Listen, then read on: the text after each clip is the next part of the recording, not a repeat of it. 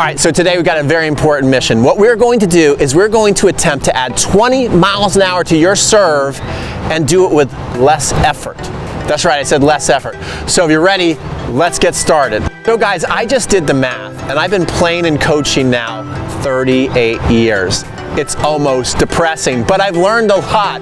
And from teaching so long, I have seen a number of students fall prey to 3 common power killers, and I'm going to explain what they are and then the way you can correct it. So here's the first power killer that I see people fall prey to when they are trying to add power to their serve.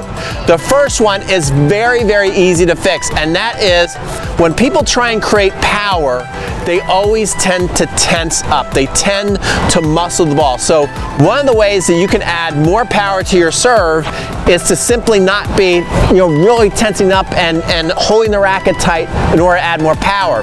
This, first of all, is going to create a lot of tension in your arm, which can start to create this jarring effect up here, which is known as tennis elbow. So instead of being here and really pumping yourself up and holding that racket tight and getting ready and muscling that serve, what you want to do instead is you want to be thinking, I'm going to be loose, I'm going to relax, I'm going to be flowing. So one of the things I like people to do is hold that racket and feel like it can almost fall out of your hands. Also holding the racket lower on the grip. Do you see how my hand is coming off the grip? This is going to enable you to hold the racket looser, all right? And you're also able to use a lot more leverage, right? Look how fast the racket can go back and forth if I'm holding the racket at a lower point. It's also got more range of motion.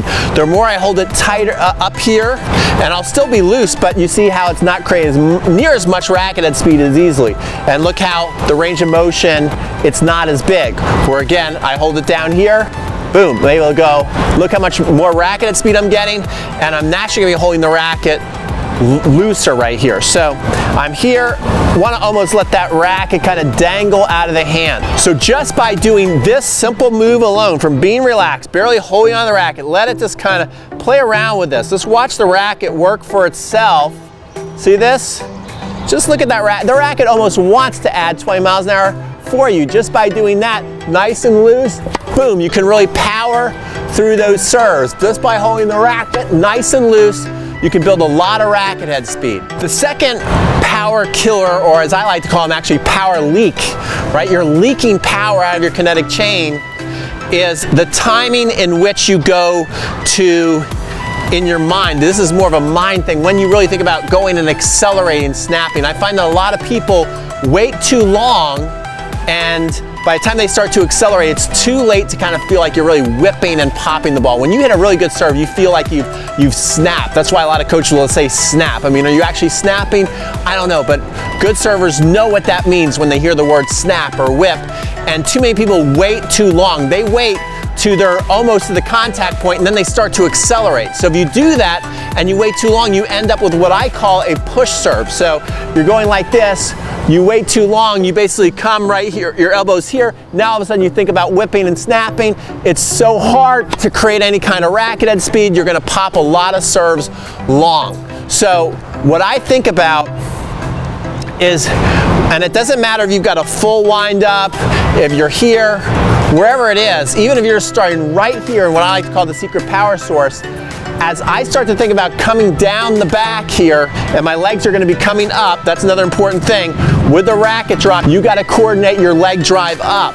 And as you're doing that, you're really thinking about whipping. So it's right before I go into the racket drop is when I'm starting to think about accelerating. So again, whether you're more like an Andy Roddick who's starting, who's basically coming here, right here, or you're somebody who comes past the shoelaces and up, once you get to about right here, this is when you want to start to think about acceleration. Right? Because it's going to take the mind and body a little bit of time to connect together. So I'm going to start to think about acceleration. I'll basically tell you right here in this serve when I'm thinking about accelerating, and then I'll go ahead and do it. So here I am getting set, and accelerate, boom, boom. You see that? And we hit a nice big serve there. Look at that. That serve landed in the box. It went pretty high on the fence, and it was just that idea of accelerating, really being aware of that, and we got a nice pop on that ball. Okay, so our third power leak, very few people will probably figure out on their own without some coaching or being aware of it right now. The people usually have a continental grip. In fact, almost always have a continental grip when they make this power leak, so they have more advanced grip. And I just noticed one of my students, I have a program called Next Level University where you get all my courses and I actually analyze your serves, your ground strokes, whatever you want. And so if you're interested in that, you can click up there. But I was analyzing his serve and I noticed he lost a lot of power because he did what I call keeping the thumbnail to the inside, meaning towards your head, towards your ear, too long. And that's the trick for a lot of people, because an advanced serve, you actually want the thumbnail to the inside almost right up until contact. Your rack is actually going to come about that high and your thumbnail is still going to be the inside, and then just at the last second is when you add your pronation move and you push your thumbnail to the outside. But if you don't do that, then you're going to end up with a lot of spin and sometimes almost too much spin, and you can't even control the ball and you'll have very little power. So here's me keeping the thumbnail to the inside, basically approaching the racket on edge and never really opening up, and it's just got a lot of spin, a lot of buzz, a lot of fuzz on it, but nothing really happening there. Let me show you here from the back view. So here we are again. I'm keeping that thumbnail to the inside for a very, very long time, too long, and just getting a lot of spin, but the ball's not really going anywhere. You're slicing that ball, if you're wondering what spins on that when you do that. So if you have too much slice, you're most likely holding the thumbnail to the inside towards you too long.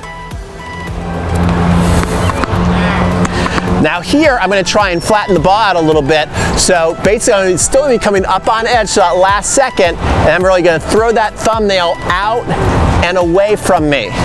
And then this is how we're going to be able to flatten out the ball with a continental grip, which a lot of people, when they switch to the continental grip, they have trouble figuring out, well, how do I flatten out my serves with this new funky grip? And this is how you do it. So I'm here, I'm going to get set, and now I'm going to throw that thumbnail out and hit that bomb right down the tee. Oh my gosh, I'm on fire for you guys today.